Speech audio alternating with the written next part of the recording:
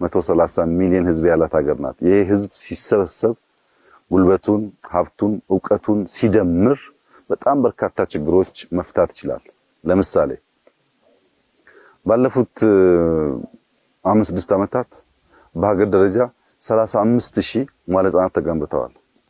35000 መዋዕለ ህጻናት መንግስት አቅጄ ልስራ ቢል የኢትዮጵያ መንግስት አይደለም የአፍሪካ መንግስታት አቅደን እንስራ ቢሉ ለአመታት ጊዜ ይፈጅባቸዋል። 35000 ተማሪ አይደለም 35000 ትምህርት ቤት ተገነባው። በዚህ ውስጥ ከ4 ሚሊዮን በላይ ህፃናት ዛሬ በሀገር ደረጃ በመዋዕለ ህጻናት ታቅፈው ትምህርት ይማራሉ። ከዚህ ቀደም መዋዕለ ህጻናት የማያውቁ ቅድመ አንደኛ ደረጃ ትምህርት ቤት ውስጥ ገብተው ታሪካቸውን፣ ባህላቸውን ተወሰነ ደረጃ ደግሞ ቤዚክ የሚባሉ የትምህርት ስርዓት አብሮ መዋልን ይማራሉ። ይሄ በጣም ትልቅ ድል ነው። በመዋዕለ ህጻናት ላይ የሚገነባ ማንኛውም ስራ ውሎ አድሮ ፍሬ ያፈራል።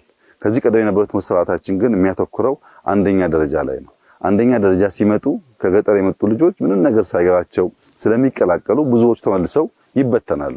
መዋዕለ ህጻናት ላይ በየመንደራቸው ቋንቋ፣ አብሮ መዋልን፣ አብሮ መስራት፣ መጣላት፣ መታረቅን እየተማሩ ያደጉ ልጆች፣ ማህበራዊ ትስስር የፈጠሩ ልጆች አንደኛ ደረጃ ሲገቡ ድሮፕ አውት ወይም አቋርጦ የመውጣት ሬቱ በጣም ይቀንሳል። ልጅ የሚሰራው እስከ 10 ዓመት ነው። እስከ 10 ዓመት የሰጠነው ማንኛውም ዕውቀት ነው በኋላ በተለያየ መንገድ በቋንቋ እያማረ በተለያየ መንገድ የሚገለጠው እንጂ የሚገነባበት እድሜ እስከ 10 ያለው ነው። ከዚህ ውስጥ እስከ 7 ያለው ወይም አብዛኛው ፐርሰንት በመዋዕለ ህጻናት ውስጥ የሚሸፈን ይሆናል።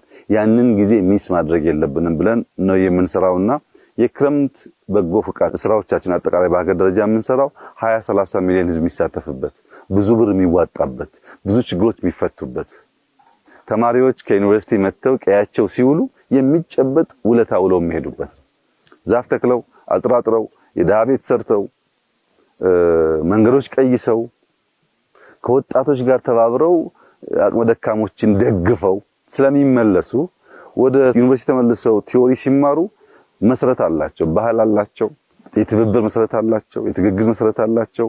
ቀያቸውን፣ ባህላቸውን፣ ታሪካቸውን ንቅል አይደሉም። ተነቅለው የተበጠሱ ሳይሆኑ ፋውንዴሽናቸው ላይ የቆሙ ናቸው። እንደዚህ ያለው እድገት ነው ሙሉ እድገት የሚሆነው።